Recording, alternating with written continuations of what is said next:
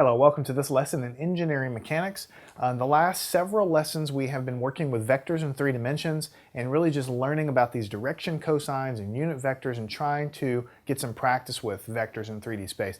Here we're going to do our first problem where we begin to add more than one vector together. In this case we'll be adding 2 vectors.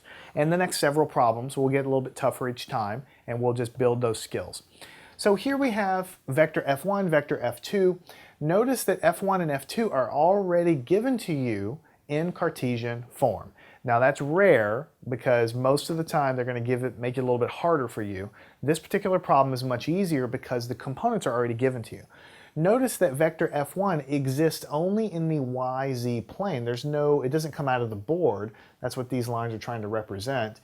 And that's reflective here, 60 in the j direction, 80 in the k direction. So there's no x component anywhere in this vector. So you can see that reflected there. Now this vector here, you can see has 50 in the x direction, so it's coming out this way.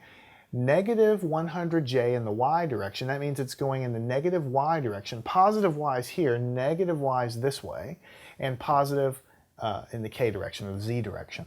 So I've drawn the 2 vectors on the board. Both of them are given to you in terms of their Cartesian vector form. What we want to do is find the resultant after we add these together. We want to find the magnitude and the direction angles.